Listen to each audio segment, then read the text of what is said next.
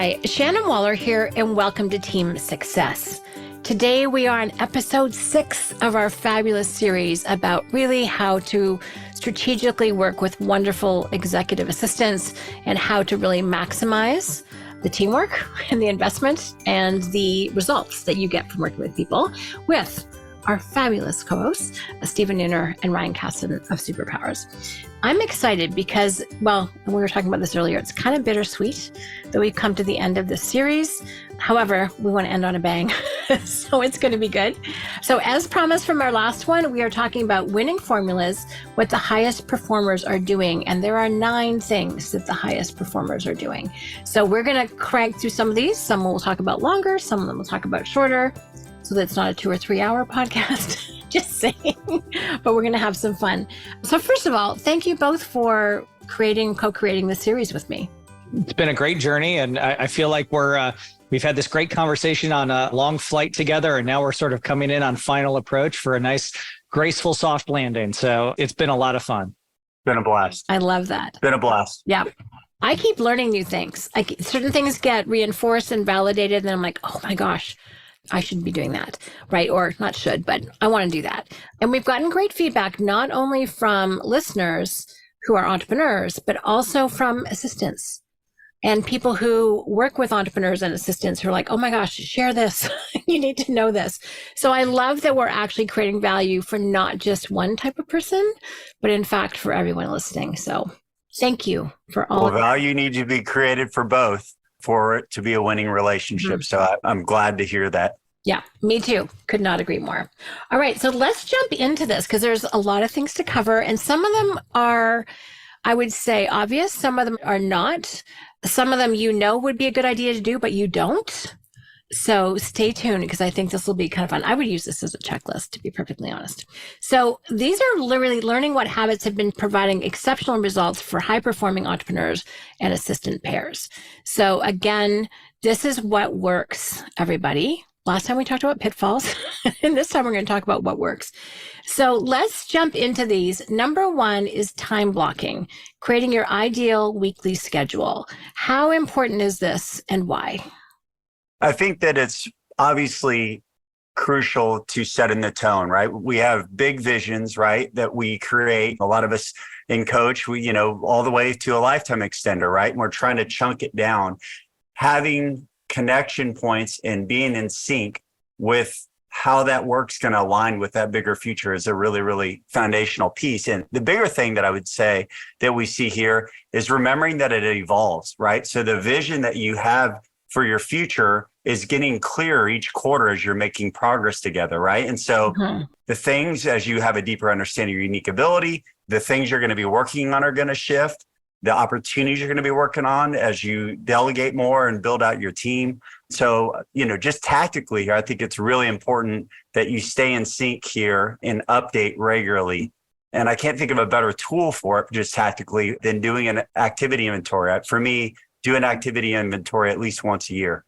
I love that. Yeah. And one of the things, I feel like some of these, it would be a little bit repetitive, but you could say, time blocking, creating your ideal weekly schedule, and then tell your assistant about it, right? Like that's the missing piece on so many of these. And I think it's one of the through lines of what makes for a winning relationship and one that falls behind. And so, yes, know your unique ability, but then make sure your assistant knows your unique ability. Mm-hmm. Know what your ideal, week looks like and how the time blocking works, but then make sure your assistant is enrolled in that as well. Yeah. If you don't take the time to be intentional about enrolling them in the thought work that you're doing, they're never going to be a strategic partner who sees things through the same lens. They're just going to be reacting to whatever priority you're setting rather than helping set the priority, set the agenda for you. Oh, I could not agree more. It's interesting because I think about this when I coach the weekly planner every week. So we have a weekly planning call, which is where we kind of talk through doing the weekly planner. And I love it because it's my half-hour prompt on Mondays to fill out my weekly planner. And obviously we get our clients on there too. And I love it when assistants are on there because then they know what the heck is going on. But the whole thing about time blocking, in our Strategic Coaches entrepreneurial time system, free days, focus days, buffer days.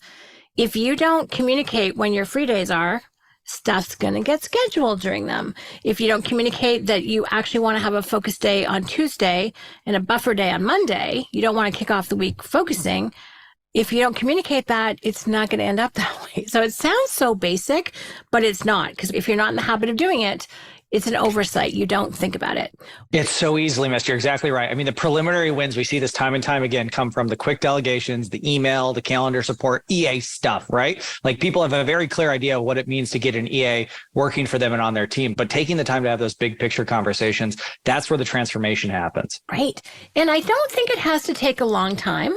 If you do use the language of free days, focus days, and buffer days, it's not hard to color code that at the beginning of the quarter. And that actually protects your free day. So that's super smart. And there, we've got a calendar, the weekly planner. Everyone's got a Google Calendar or something that you can just color code it out. It's also important to base that on energy, right? So are you someone who just hits the ground running on Mondays and you want to have Mondays a focus day? You do want Fridays to always be buffer. Maybe you want them to be free.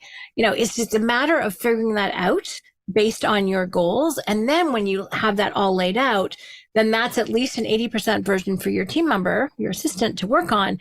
And then he or she can negotiate. And he's like, any chance of moving a focus day, switching the focus and buffer this week because blah, blah, blah. Because it's always going to be something that's in service of something you want. Maybe a key relationship can only meet on a Monday and not a Tuesday. So that week, you're going to flip your focus and buffer. I don't know. I love taking that just one step further, letting them coordinate it, letting them put the different little colors on your calendar, right? Nice. Letting them align your calendar. Hey, I've already blocked you out for the next 2 weeks, Shannon. Right. But, I see visibility. We can get this into week 3 and start transitioning it that way, right? Yeah. And don't try and do their job for them. Let them do that is really key. So one of my buffer activities is giving direction about my calendar. It's not doing my calendar. My attention span is I can make one outreach and maybe get one thing back. If it takes more than that, I'm done. It won't get scheduled because I don't have any more mental energy for that. Tons of my role is scheduling for my assistant. Like when we did the Colby Right Fit, both Nicole and I, when we filled out what's called the Colby C, said we wanted a 9 follow through. It actually doesn't require quite a 9, but that is the number one. Follow through is the number one striving instinct that we need. So just giving direction about your calendar without doing it yourself is key. So it's like, I want this many free days. I want this many focus days, and let your person figure out how that works out. Right. And you and I are both coaches, Stephen. So I'm planning a year and a half in advance. Right. All of my free days for 2024 are in the calendar. And we're recording this midway through 2023. But I have to figure that out. I have to make decisions. And I need to be prompted to do that. Just one quick story before we go to our next one. One of my favorite friends, clients, does something brilliant with the weekly planner, but it could be just his schedule. He fills it out, color codes it, handwrites it, scans it in color, and sends it to the 70 most important people in his life, which includes his family, his whole team, his leadership, all the things. Wow. 70 or 7? 70. Wow. Wow. And it's funny, he would say not a great communicator. That is in the eye of the beholder, I think. But he didn't have a great reputation for communicating. Now he's a brilliant communicator just by sharing his calendar, crucial results, all the things. And he's gifted. We were talking about this in our last podcast. It's so transparent. Right? It's so obvious what he's doing when, and he's willing to share that. So everyone feels like they know. And the other cool thing, probably because of the tool that I'm talking about, is people see their names on particular projects, and then they're like, oh, here. And it's some of them just get done without him having to have more of a conversation. How fabulous is that? But the big point here is he gives a ton of clarity to everyone else about how the week plans out.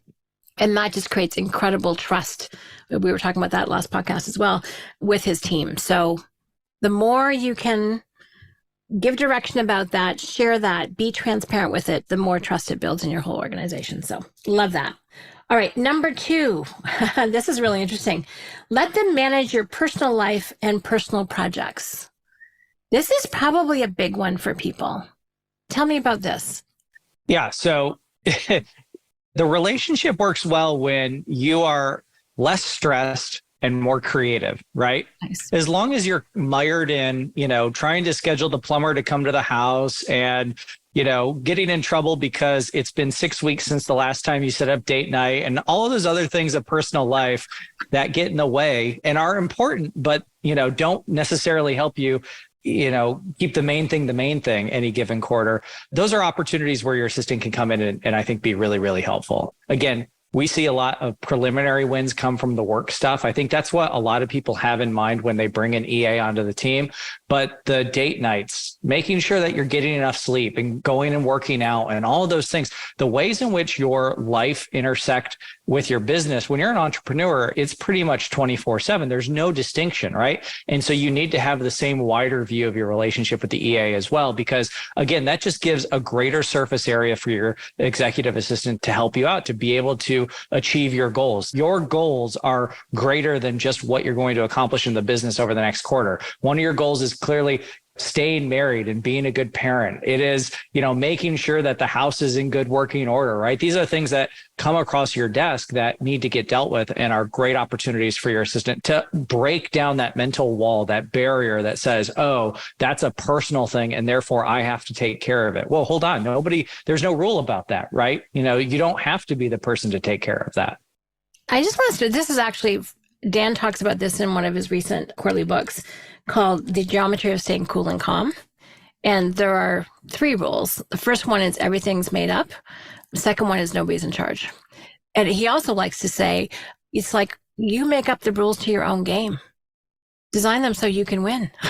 It's your game, right? So if you're kind of absorbing some old rules from corporate or from education or family or whatever, you have to realize you have to really take ownership of your own game. And these are your rules and make sure they work for you. And that includes having your assistant handle those personal things. Now, Stephen, you've talked about this a little bit, I think, towards the beginning of our podcast series, but you are superb. You're probably one of the people I know that's best at doing this. Can you share again some ways that your assistant supports your personal life?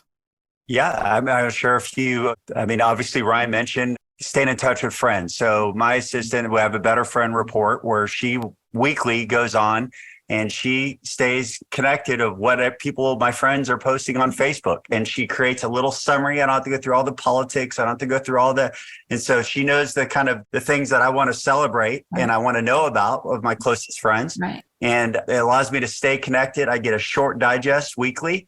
And I get to respond within the document. And then she goes and posts the comments back, or she'll schedule the call, or, hey, the lunch, or should we send them a gift? Right. And so it's a really, really powerful way that we do that. She definitely can also have a Better Husband report. So she will go out and research upcoming concerts, openings of restaurants, things that my wife really, really loves. And she'll give me a list. And here's the thing. And here's this special artist coming in that you guys like, music artists, right? And so, yes, and let's do that. And let's order flowers. And so I get to really just show up and be in my unique ability and be with the person I love, same for kids and on and on. My fun one, though, right now that's new, that's kind of like maybe a bit of a special project. And I know this will air after she finds out about it, but my wife and I are celebrating our 20th anniversary next week. Congratulations. Thank you. And so long story for another time, but our wedding day was very interesting. Her parents were going through a divorce at the time, and there's a bunch of, drama.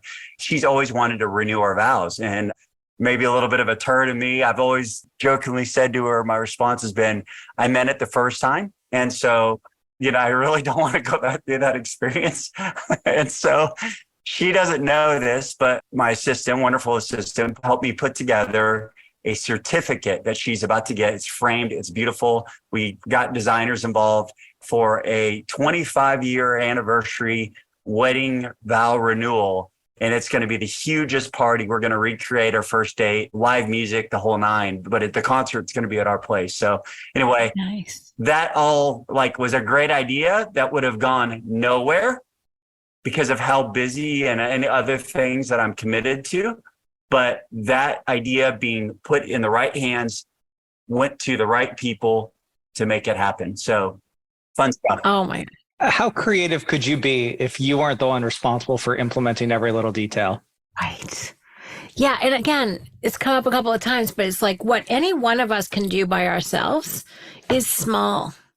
And what we can do together is so much bigger because you involve other people's creativity, to your point, other people's energy, other people's time, and I think it makes you a phenomenal husband and a phenomenal friend that you are. Some people might say, oh, it doesn't mean anything if he's not doing it himself. Bull crap on that one, because you are actually investing time, creativity, resources of other people to actually create this incredible experience. I'm like sitting here in awe. Well, two things. One, it wouldn't happen, right? Yeah. So that idea just dies on the battlefield. I mean, like it just doesn't happen, right? And then secondly, because I know some people listen like, oh gosh, I'm not sure I could like ask for something like that. And oh man, she loves it. My assistant loves that. She is supporting me in this way. And then I'm getting to show up in this way for the people that are so important to me. To my mind, that just shows incredible care and thoughtfulness. And you get prompted. One of the best things I think a great support partner does, an executive assistant, is they prompt us, right? They're pulling that information together, which, by the way, they're way better at. Big generalization, but in my experience, completely true. And they're prompting, what do you want to do about this? What do you want to say back to this person? What do you want me to post? Do you want me to order flowers? Like, we're great when we're prompted. We're terrible when we're not, right? It's like, this is a winning formula. I'm an idea machine. Execution is it's the challenge if I don't have someone that can run with it. I've been playing around with Patrick Lencioni, Table Group Profile Working Genius, and there's evidence to support exactly what you're saying. We're idea people. We're not tenacity people getting across the finish line. Tenacity's my last. Mine too. Dan just did his yesterday. It's really fun. All right, cool. Next thing I want to talk about. So we've talked about managing your personal life and projects. Great example, Stephen. The next one is daily syncs, after which I wrote a big yes, because I think one of the other problems, this might be a pitfall for the last podcast, is not meeting frequently enough, not being in constant communication with your EA. So there's a big cost when you don't, and there's a massive win when you do. But this is what the highest performers do, right, Ryan? Yeah, and I think it's a challenging one because you don't know what missed opportunities you're missing out on if you don't invest in the relationship through a daily sync. And this can be lightweight, right? So a few points. This is a great example. Even early on, it needs to be assistant led. The idea that you have to come prepared to this meeting every single day, it's hopeless. It's dead on arrival. And that's not the direction that the work should flow. Your assistant leads this meeting. It's their opportunity. Again, even early on in the relationship, that's their time to shine and say, hey, let's put together the day. Here's what we've got coming ahead of us. B, it's a great place to batch non-urgent questions. So your assistant's naturally going to have a lot of questions for you early on the relationship, right? Know you, understand you, anticipate you. That's the pyramid or hierarchy of how this forms. But a lot of those questions are non-urgent. So this is a great place for your assistant to batch them, right? And then the last thing is I think everyone admires sort of Warren Buffett's perspective on compound interest and what's possible with the benefit of time. We all look at Warren Buffett and say, wow, that's great. He's built this financial empire. And the daily sync is the compound interest of your EA relationship. It's the thing that you invest in a little bit every single day, and over time, it really grows. There are two pieces to how the daily sync shows up, I think, or maybe two phases. Early on, it's the forming of the relationship. It's growing, it's building, it's forming confidence. It's making our last podcast, it's making deposits in the trust bank. But the second piece of it, and I think, again, there's so many ways that you can think about things as sort of the 101 level, and then you can take it to the next level. It's how you make sure that the relationship doesn't get stagnant, right? Mm-hmm. It's one of the ways in which you're fulfilling your assistant's growth mindset. And that's the most important thing that we look for when we hire is, does your assistant have a growth mindset? Because where you are today is not where you're going to be tomorrow. And it's certainly not where you're going to be a year from now. And that daily sync allows you to remain aligned in your growth. You're continuing to make an investment in that growth between you and your assistant. So much about that is fabulous. So much wisdom in this one little point. I think there's such a relief when you say they lead it. You don't have to. Like, that is super cool. You just show up. How hard can that be? Right, exactly. And it can be a phone call. It can be a Zoom call. It can be a Slack message, whatever format you're comfortable with as well. It can be a text message. Like, don't make rules that you're going to dread about how it has to be structured, right? We actually got this feedback early on from one of our clients. It's like, I do the daily sync, but I don't know. I can't imagine like preparing for that daily meeting every single day. I'm like, whoa. We're off the rails here. You just answer the call and let's go from there. Oh my gosh, I love it. Because I do this. Now, days where I'm coaching, that doesn't happen, which is fair enough, unless she wants to meet with me at 7 a.m., which I'm probably not alert for. There's something that becomes a touchstone, becomes a calm part of your day. It's actually a foundation because you can be yourself. Like I've done this for the last 10 years. Like first thing in the morning, I'm a tea person. Most of my people are coffee people. We sit, we catch up, we do a positive focus. How was your night? How's your family? We build the relationship. Why the daily sync I think is so important is nothing falls through the cracks because you're catching everything. But the other is it's a relationship, not a transaction.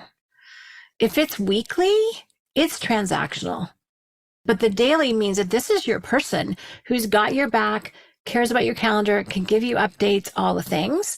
And for me, it's an incredibly enjoyable, calming part of my day. I wouldn't miss it. Now, does it happen every single day? No, it doesn't. But if I'm super busy or she's away or something, we miss it big time. Right. Yeah. It's a really important best practice. And no, you're not going to be perfect at it. That's not the goal. Let's not gap out on getting 4 out of 5 days in any given week. It's the habit, though. It's the muscle that you build over time. And we prepare our assistants with a whole battery of what look a lot like icebreaker questions to pepper in as well. But in reality, are great ways for your assistant to, in a very casual way, get to know your preferences and style. So like I might kick it off and say, hey, describe your ideal vacation or the best vacation you took. Give me the details. Where'd you stay? How'd you get there? Like all the little things that now I'm able to suss out without asking, because I've been assigned, schedule my vacation. I'm able to suss out all the little details about what's important to you, what your preferences are, what sort of styles. And you multiply that, you have these quick icebreaker questions over the course of a relationship, and you get to really know somebody. And now you're sort of getting that vibe that, wow, my assistant reads my mind. He or she really understands me. It doesn't have to be a burden to build that relationship. You can use the benefit of your long time horizon to create that with intentionality. Mm-hmm. Yeah. And again, for me, it's a very joyful part of my day. I love it. Very cool. Yes. Daily syncs. Do those. Now, the next point, number 5, actually, it's number 4 on my list now, is prioritize replying to your assistant. And I mentioned this last time in the Kickstart session I did yesterday for clients who've signed up but not yet started. In one of my small group breakouts, people declared themselves, actually the whole group did too, they were the number 1 bottleneck, right? And we just undercut the effectiveness of our assistants if we don't get back to them. Now, am I perfect? No. But I do prioritize replying to her because everything that she's doing is in my best interest. So I want to dive into this because I think having coached assistants for so long and hearing all the horror stories, it's like I can't get on the calendar. In our coaching program that we have for strategic assistants, they're like, one of the things we want is for people to meet in between the sessions. Oh, well, we were supposed to have a meeting, but something else came up. And it's like, oh, she's sad, right? So make your assistant a priority. This is how you do all the things that we've been talking about in terms of having this really strategic relationship. Anyway, that's kind of my emotional way in on this, but please describe this some more. Why is this so critical? Well, I mean, it's obvious in what you said, right? It's like if you want to build this trust, you want to have, integrity in your leadership, not just with your assistant and this trusted bank with our assistants. Mm-hmm. You want to have that with your best clients, your team members, right? Mm-hmm. It's just common sense. You just got to do it, right? But what I would go is one step further. I think the highest performers don't just prioritize responding to their assistant. Mm-hmm. They proactively are looking for opportunities to communicate with their assistant. And so it is not uncommon, right, that sometimes I don't get to something. Yesterday, I had a meeting with a client of an old business that we had and we sold. It was a great friend. We hadn't connected in a long time. And their brother passed away, and we got in this really deep, rich conversation and really, really connected back. And there was some other stuff that she had scheduled that I didn't get to, right? Mm-hmm. And so I could have just gone to my next appointment and moved on and, gone throughout my day. But I proactively, hey, I'm not going to make that next appointment, right, on time. So I need you to communicate that. And that thing that you had me to do between those two appointments, you need to move it. And I don't know when you're going to move it. You know, the priorities, it's just, it needs to be rescheduled, right? And so it keeps me on track, and she will continue to play Tetris to get it all in so that I still achieve what I'm trying to achieve over any given quarter. I love that you said Tetris. That's exactly what we call it. Katrina does Tetris on my calendar, and I don't even, thank God I don't know, because I would find it so stressful. And they find it fun, right? And then we get to just like, it's wonderful. And the fact that they don't mind doing it or like doing it is cool, but shocking to me. I would just share some things that I've learned in talking with folks who've been blocked on this a little bit. One of the things that sometimes is, I think, a blocker mindset is responding in the same medium that you're getting asked the question. And so, like, for instance, they'll get a text message or an email and they feel like they have to reply via text message or email. And that's a burden. And that is just enough friction for them not to reply. There's no rule that says you have to reply in the way that you're being asked to your assistant. Pick up the phone, give them a call, do a quick Loom video if you want to communicate asynchronously, get on the Zoom if you want face to face and do a screen share. Like, that's great. They're getting them an answer, and you can go outside of the way that they ask the question to get the reply to them. So just a little blocker that I see sometimes, but then also ask why. Why am I not replying to this right now? What is like the underlying reason that there's a blocker here? Is it that I don't know the answer? Yeah. Is it that I feel like I have to have additional research? Yeah. Is it that I feel like my assistant isn't going to complete this in the way that I would expect them to? Is it not urgent to me and it's something that should be punted to the daily sync? Like, all of those things can be transparent answers to your assistant. I don't have enough information on this to make a decision. I don't trust that this is going to be handled the right way. We need to talk about how we do it the right way in the daily sync tomorrow. Like, you have to be clear and you have to understand yourself well enough to know why you're not replying, because it's very easy to let yourself off the hook and say, I'm too busy to reply to that, when in reality, there's something else going on. Oh, brilliant. One of the other things is people don't know to say, I don't know. Right? And I don't know is a valid answer. That's an invitation to your assistant to help you get the information you need to make the decision. It is valuable information to communicate back to that person. Yes. Yeah. And I need to do this more in person or in the format you're trying. Sometimes in the old days, when we had fax machines, and someone needed some information, I would say, whatever the short request is, I can handle when I'm traveling. Anything long, no, I'll wait till I come back. But it was like, yes, no, maybe. Right. And so if the maybe box is checked, it's like, I haven't decided yet. It's not close enough for the deadline for it to be clear what the right path is.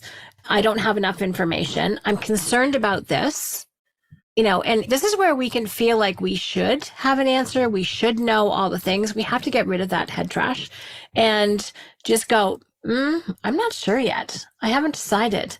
I'm concerned about this, this, and this, and I can't figure out which one is going to make the biggest difference, right? Like, that is very valuable information for your person to know. Excellent point. Great. Stephen, sorry, I think I cut you off. Not at all. I loved where it went. It's perfect. I would just say the highest performers, though, if you look, hands down, they're not just doing daily, they're looking for opportunities to proactively keep them just in sync with what's going on with them, period. Which is how you treat a partner. Yeah. I think about really great marriages. They keep each other in sync with what is going on, and they don't leave them out of the loop. Like, communication is key. Even energy levels, right? Like, I need some margin here before this next thing, right? Right. I'm feeling extra hungry. Whatever it is, it just keeping in sync, right? That they have the ability to really support you, but in a vacuum, they don't know. They don't know how to support you. I'm going to include my communication builder exercise in the show notes, because it's, how do you like to give communication? How do you like to receive it? And those are not always the same thing. Like, I will always choose face-to-face over written, always, right? And my assistant is usually opposite. We do meet in the middle sometimes, but it's, what do I need when I'm stressed? What don't I want when I'm stressed? What's the best time to communicate with me? Usually not when you're hungry. Like, those sorts of things. And it's really simple, but it's not obvious, because we tend to assume that everyone else is like us. It's another podcast, assumed but not obvious. Right? And it just brings those things up to the surface. You're like, oh, you're a morning person. I'm not. And that kind of thing. So I think we'll include that as an additional resource. It'll be kind of fun. There's another point here before we jump to our next one. A short prompt reply will likely save you from having to do more work that would result from you neglecting the message. Just want to put an exclamation mark on that. So a short, quick chat back, a text, something, voice message, a lot of people like to do, just set someone on the course that is much more productive and prevents much more work later on. I think that was a great point. Next, what I want to talk about is giving EAs to high value team members. This is kind of interesting. So there actually might be a team of executive assistants. Before you guys jump in, when we were talking about, having them look after personal things, one of our really great friends, clients, you guys know him too, actually was talking to me a lot about, he's hired this fabulous EA. And then he also has a large family, a lot going on, a plane, other business opportunities that are not part of his main business. And so he actually needed a second person. And it was, how is that going to work? And all the things. But he has one person for personal and one person for business, which I think is brilliant. So to my mind, it kind of validates all of the points we've been talking about. So let's talk about a team of EAs, because some people may have just started to wrap their head around getting one. And now we're talking about the best performers actually have more than one, or have them for other team members too. So let's talk about that.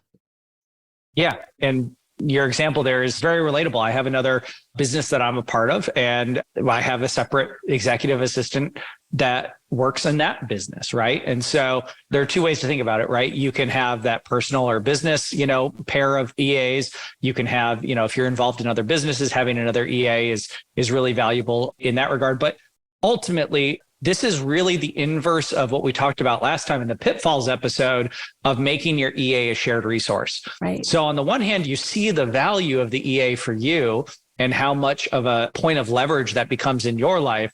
And you want the same thing for your other team members, and you call it your leadership team and fellow executives in your business. The solution is not to give them your EA. It's to recognize that they would benefit and they would get the same benefits from having an executive assistant on their team. So I think that we're beginning to see this more and more commonly, where entrepreneurs are seeing the value of that person in their lives and saying, well, I've got these really highly paid executives on my team, and I want to maximize the time that they spend in their unique ability because that confers great benefits to the organization. How can we use the same thinking, the same thought process, the same system to make sure that they are maximizing the time they spend in their ideal day? But not the same assistant. That's right. Not the same assistant. Same thinking, same process, but not the same person. I love that. That's right. And it's interesting, even with people who have mental energy for specificity and details and scheduling, what do you want them working on? Do you want them working on their calendar, or do you want to be working on your long-term strategic plan? Right? So you can oversimplify things like, oh, well, this person has the mental energy to do this. But it's like, yeah, but if they're using it for this, they're not using it for that. Right. So what is the highest and best use of each of your people, and play to that? And that's why it's worth the investment. I think that's really key. Stephen?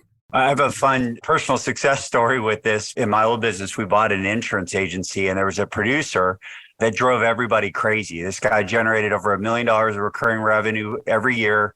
He almost every year added nearly another million, which is like top shelf in that business and industry, right? But he wouldn't follow any processes. He was extremely abrasive. He was always like on and on and on and on, right? And so he's probably part of the reason why they sold the company. They were just like over him, right? So just understanding and meeting with them and understand the situation, they were asking him to do a bunch of things that were completely in the incompetent and competent zones, right? Like he wasn't a guy that was going to follow it. He was off the charts, quick start, low fact finder, right? Wonderful in sales, brilliant on his feet, but he wasn't going to plug in the system and fill in all the details and make all the notes, right? And so we hired an assistant. We invested in an assistant for him. And all of a sudden, everybody loves him. He's wonderful. He's so great to work with. He gives us all these thoughtful gifts, and he's always saying thank you and all these things that the assistant, prompt him to. And oh, by the way, he sold 2 million the next year. Right. And so literally they were ready to fire this guy, despite all the revenue generated. He was driving everybody crazy, but they were just asking him to play out of position. I love that story. I am so going to borrow that.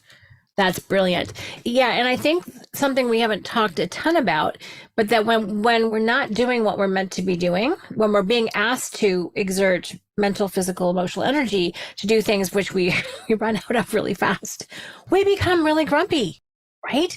And when you can free yourself up with someone who does love and enjoy that task and does it better than we would do it anyway, all of a sudden you see the best part of people's personality come out rather than the worst. I'm glad you said that, Stephen, because one of my pet peeves in organizations is where managers will want salespeople to do things like, I want them to fill out their expense reports. I want them to fill out their timesheets. I want them to fill out all of these usually long initiating fact finder follow through activities.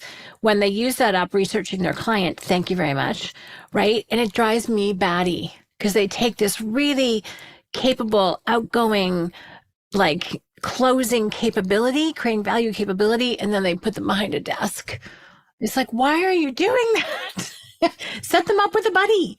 It could be a technical expert, could be an EA, could be something, and just have that tag team. And it's like, it would just make so much more sense to me, but it's not a common way of thinking. Well, kudos on figuring out the strategy and having this guy produce 2 million. I love that story. It was a great win for everybody. And, we all get lucky sometimes. And that was one of them, Strategically lucky. Strategically lucky. I love that one. Awesome. So next one to touch on is your assistant can do so much more than inbox, calendar, and to-do lists. Again, this kind of goes back to don't be task hoarding. Make sure you give them longer term things to do because they can also be a project manager. So there's a lot, and you guys have a fabulous list of things that you're going to share, but let's talk about everything that an executive assistant can do. Yeah. I think there's, again, all of the obvious opportunities. So the way that we think about the beginning of the relationship is task management and to some degree, project management, calendar management and scheduling, email inbox management, the basics. But then there are some additional capabilities that we train on that we find that, folks get a lot of value out of. Background brief is a great example of this. It's a 1-pager document that you can read 5 minutes before you meet with somebody new for the first time. And now you've got all the common points of connection, camaraderie can be formed in new relationships. You know what school they went to or what their favorite sports team is or whatever that point of connection is. So there are little ways that, the way we thought about it was what are those friction points in everyday entrepreneurial life?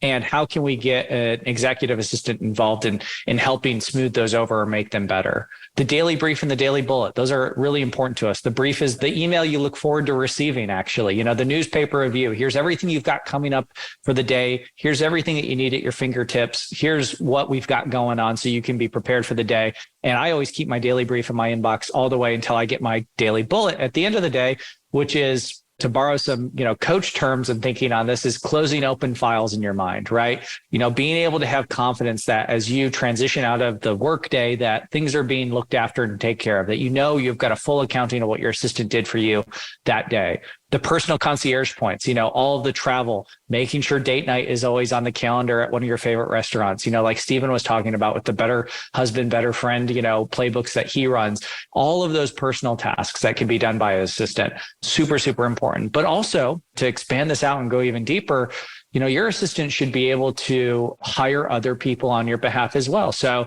when you're getting the designer involved in something, if you don't have the designer on the team, don't let that be a blocker because it was a blocker for you. Your assistant should be able to go out and, go to these great online communities like Upwork where you can find talent. If you've got a special project that you need to bring in a fractional expert for, your assistant can post that job posting. They can use ChatGPT to create the perfect post and then to, interview the applicants for it and review who the best fit would be. All of that friction, all of that pain, wherever you feel that friction, those things that you just can't quite do because there are too many steps involved in executing them. Those are ample opportunities to invite your assistant into the way that you're thinking about it and ask if they have creative ways that they could go tackle it for you. One of the other things I see too with quick starts is that they might know what needs to get done and how to get it done and what they want to go do, but they are sort of self-sabotaging because they know that they don't have the wherewithal to get it done, right? That there are going to be so many opportunities to get distracted by something else or for the project to go off the rails that they don't even get started. But that's the perfect opportunity to invite your assistant in and say, hey, here's this project that I have. I know all of the steps that need to go into it, and I just need you to go and execute, point by point to get it to a completed state. Nice. It's like you be the guardrail. That's right. Yeah. Oh my gosh. As you're going through that list, the background brief, the daily bullet, personal concierge, hiring other people, leveraging Upwork, ChatGPT. I'm kind of like, I mean, you guys can see my face, but people listening can't. I'm like, whoa, that is so cool. That is high level executive support, right? So you're always prepared, always ready. And the cool thing is, we all can get ready pretty darn quickly, right? But we still need that prompt of information or that reminder. It's like, oh yeah, this is on your calendar. Because I look at my calendar all the time. My gift is being present in the moment. It's also a curse when I don't remember what's coming up the next 10 minutes, right? I'm not the only one. I specifically asked my assistant to, if I haven't checked in, when I need to leave from, say, like a lunch meeting where I want to be fully present and I don't want to have my phone out and be, constantly checking the clock. If I haven't checked in on time to get out of there for the next meeting, then she's calling me and she's giving me this great excuse to be like, I finally realize I'm going over on time. Right. And so little things like that, those are quality of life upgrades where I feel more relaxed and confident about how the day is going to play out. It's going to be a more consistently good day, day after day. I really like how you put that, Ryan, because it means that you can relax into the moment, relax and being fully present with the people that you're with or in your deep work project, knowing that someone's got your back. Someone's going to make sure we joke about this at Coach, someone's going to make sure you are where you're supposed to be when you're supposed to be there. Right? I don't have to put my attention on that anymore when I know someone else is looking out for me. And again, it may seem like one of those things. This is where the judgment and head trash comes in. You should be able to do that. It's like, well, says who?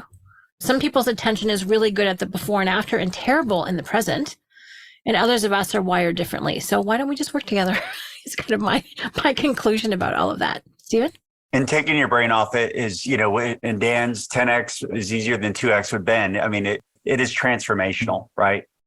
It is transformational and it is a qualitative shift, right? By being able to be more creative because your brain's not on, am I on time or not? And I'm just able to be fully present and engaged in my unique ability. Yeah. I think the creativity wins when your brain isn't focused on doing tasks it's not great at is profound. And I think that gets underappreciated a lot. To me, it's the difference between being a corporate executive versus an entrepreneur.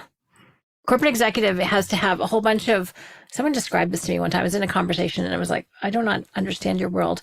It's like you need to have a bunch of broad skills and a few deep ones.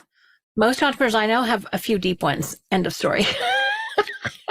Which is why they're more successful, wealthier, create more value, have a bigger impact in the world, but don't expect the broad.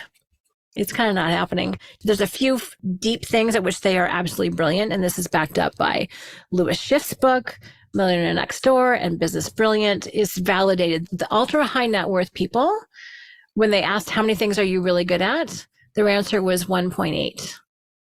Less than 2 things. If you ask the middle class, it's like, oh, I'm really good at 5 or 6 things. There's a point here, right? If you're going to be really, really good at only a few things, you're not going to be very good at a lot of other things. So get the teamwork and support that you need. Bam. All right. Also, connected to this one is let your assistant control your to-do list. This might be a delegation death grip like we talked about last time, but this has been profound. To-do list, and I would add project list to this for me. So, and in fact, just this week, Katrina and I had our strategic project list, which is strategic project is part of weekly planner, part of coach. Last quarter, we planned 61. We did 72. Not last quarter, last month. I'm sorry. It was 4 and a bit weeks. And if I had to manage that, I'm sorry, I do about 10 projects. But because she's managing it, I can get so much more done. So that's my project list. It includes a bunch of to-dos, but I don't manage that at all because it wouldn't happen. But she's got the mental energy for that and I don't. So to my mind, I'm just a quadruple yes on this one. But I'm sure that's not that common in my experience. It's not. One of the things that we see is that to-do lists can sometimes be deceptive because every individual to-do occupies the same amount of space.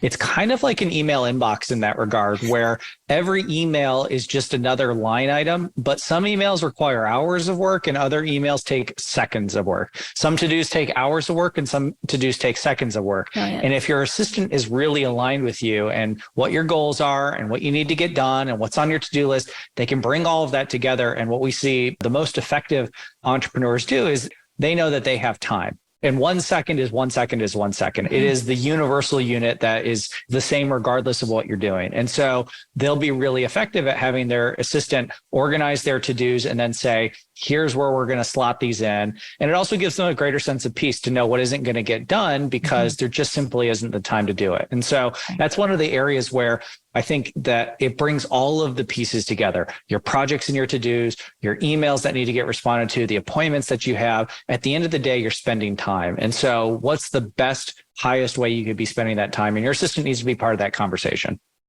I can't imagine someone being effective any other way, to be perfectly honest. It's mysterious to me. Kudos to those who figure it out without doing it this way. Stephen? And two other byproducts is one, it's a pressure release valve for a lot of entrepreneurs, right? You start feeling like all these things stacking up and you got all these sticky notes, but by letting them manage it, it's a pressure release valve. And then two, mysteriously on mine, a lot of times I don't realize that they can do it. So by just being in the habit, I don't have to think about who even is supposed to do it. I just know that it's got to be done. And sometimes it's me and sometimes it just disappears. And I'm like, what happened to, I handled that. So right. I love that. That's what's really fun. And yeah, it actually gives your team an opportunity to support you and to get stuff done. Totally. Yeah, I love that. In my case, if I have a goal that goes 2 quarters without movement, right? She's pressing on me because we know it's a clear indicator. I'm either not really that committed to that to-do or project, or I'm missing a who. Yeah. Or you're not the who. That's what I was thinking. Yeah. Yeah. I love that. There's some other great coaching points that you've written down that I'm going to capture because they're so good. With time, your assistant learns to build your calendar around your current energy. This is a true metric, everybody. Like one of the things I realized, if I have a lot of front stage stuff, so interviewing, podcasts, book author interviews, whatever, obviously author interviews for the book, then for me sitting down and being quiet and trying to draft something, really hard. I kind of need to do design or writing work first thing in the morning with no distractions. Like I just can't switch tasks that way. It just doesn't work. I'll be checking emails. I'll be doing something else and I'll either do it really, really late at night or really close to the deadline. But I'm like, that was my insight this week about my energy. And it's mental energy. That's what we're talking about. So they will get to learn that and you'll get to learn that too. You're like, why do I keep failing at doing this task at this time of the day? It's the wrong time for me to be doing it, right? Everyone gets smarter as a result of that. They are often able to keep your schedule more organized and efficient than you can by a long shot. And they're able to be your task filter, removing and delegating delegatable tasks before they even reach your to-do list and schedule. You get freed up. That's magic. Yeah. And look, as long as you're doing your daily sync, as long as you're reviewing what's getting done and not getting done, I mean, your assistant should be observing and pointing these trends out to you as well. Yes. The fact that something didn't get done isn't necessarily a failing on your part. It's that your energy wasn't there. You didn't have the right information. Something was missing, right? And I think, again, the more meta conversations you're having, the deeper conversations about why with your assistant, the more likely you are to get faster, better results. Yeah. And you keep learning, you keep refining. There's no bad or judgment. It's just like, oh, here's what's new, which I think is really cool. The second last one, use efficient communication strategies. And you have a list of tips about this, but I think this is really key. And you kind of mentioned using different, if you get communicated with one way, you don't have to respond the same way. You can do it a different way. And what I appreciate about our current world is that we have a lot of really cool, fast ways of communicating. There's Slack, there's chat, there's Teams. I mean, I got a text today just before a meeting with Dan Sullivan. By the way, Dan sent through the files that you need for this conversation. I'm like, oh, good, because I was doing something else. And she texted me, didn't chat me because she knew I probably wasn't looking at that. Like she's so effective at doing that. I try and do Zoom because that's my favorite, or in person, and find what works for you, right? It's different communication methods for different people.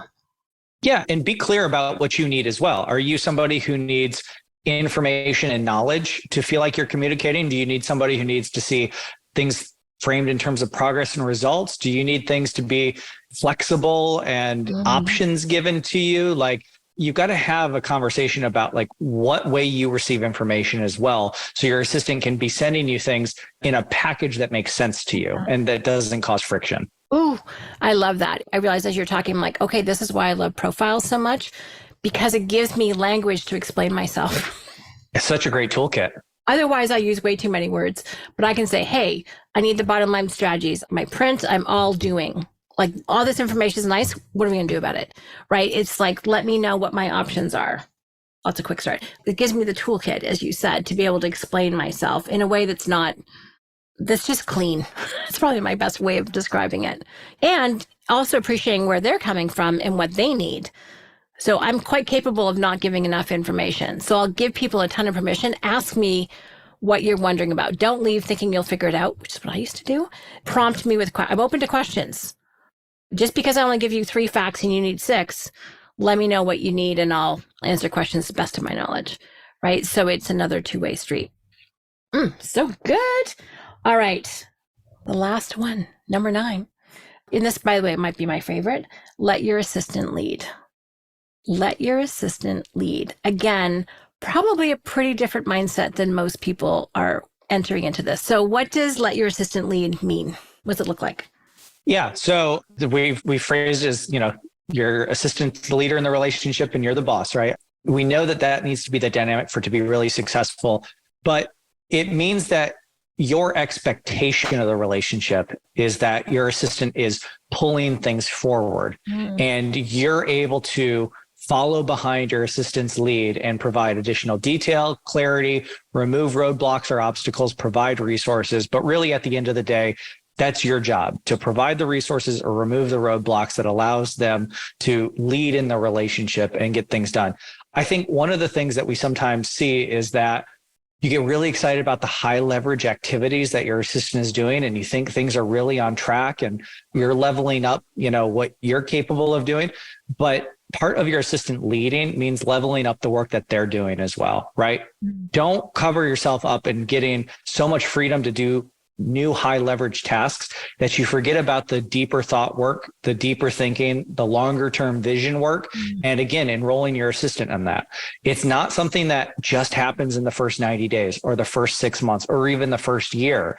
This is a constant process that needs to happen for your assistant to continue to lead into a future that is as of yet unknown or uncertain or undefined, right? Your vision of whatever that is.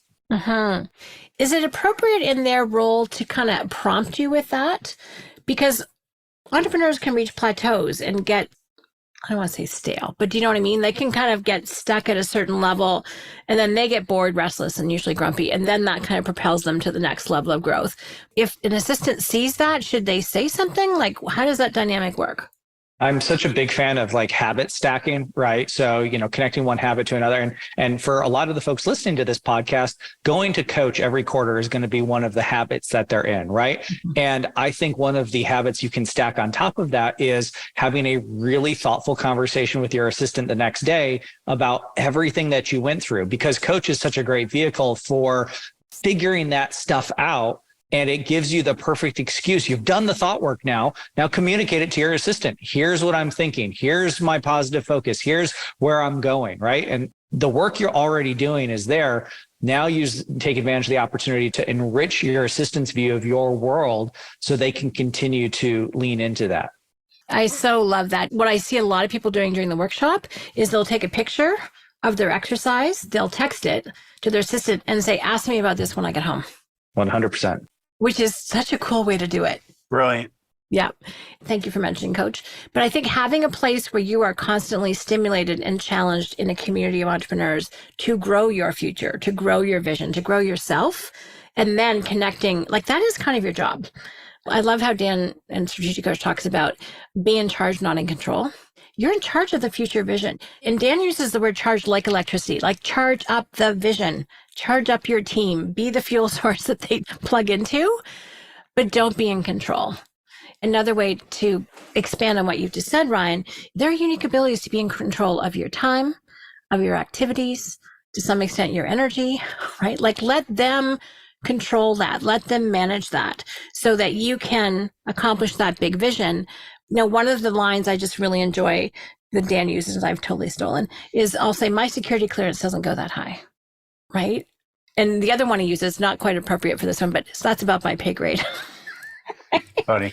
And when there's a task or a capability, let me put it that way, that is in your assistant's domain, not your own, tell them, oh yeah, my security clearance doesn't go that high. That's Fern's job. That's Katrina's job. That's Nicole's job. That's Sarah's job. That's John's job, right? They're like, oh, like you've just given really important status to that person, which I think is kind of fun.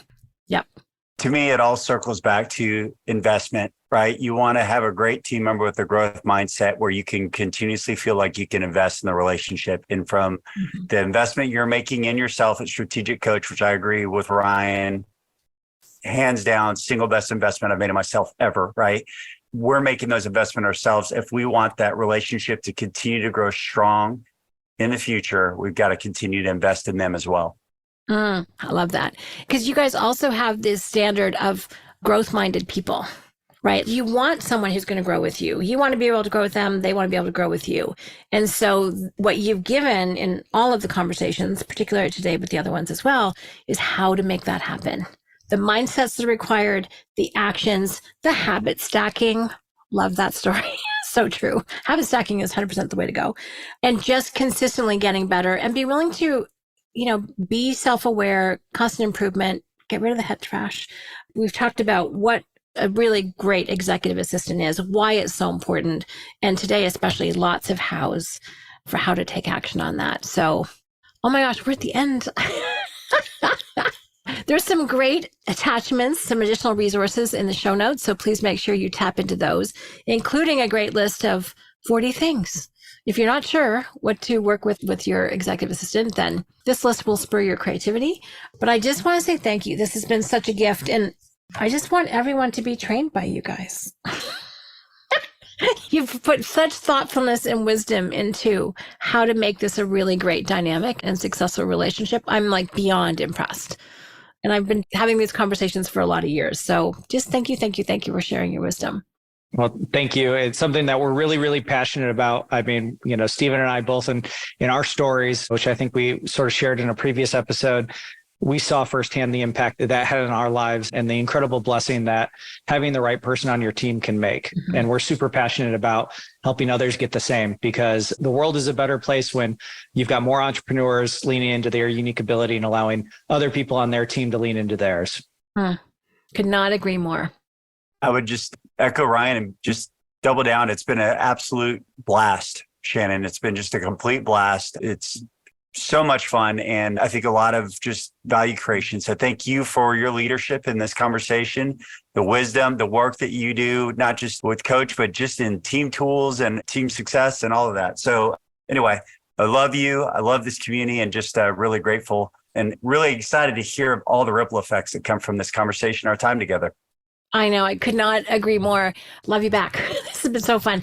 And for me, and I've said this once before, but it's like to talk with people I care about, I respect, with such wisdom and knowledge, that really care about the same audience as I do, that want to be a hero to the same people, is such a gift. It's such a blessing for me. So for me, this has been fun. And it's kind of fun for those of you listening. These podcasts are not short. It's because we keep finding really cool, interesting, fun things to talk about. I might have the intention of making them shorter, but there's just too much good stuff to say. And that doesn't happen with everyone. So thank you for just bringing all the things. And this has been roughly, I'm not even sure how many hours of conversation now, but somewhere around 6. But I'm sure if we wanted to, we could take it much further. So we won't. But anyway, this has been a true joy. So thank you both. Thank you, Shan.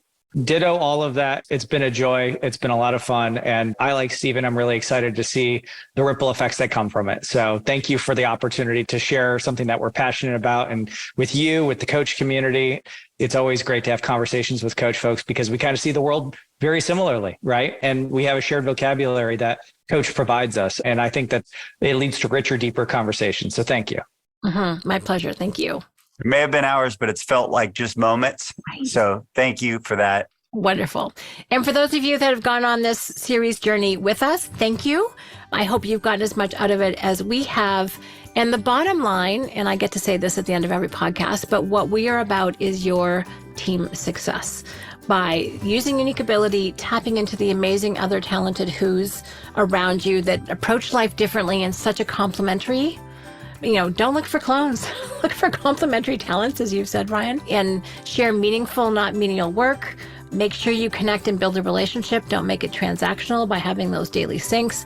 There are just so many incredible takeaways from what our conversations have covered. So I'm inspired, I'm excited, and I think our audience will be too. So again, thank you. And as always, here's to your team success.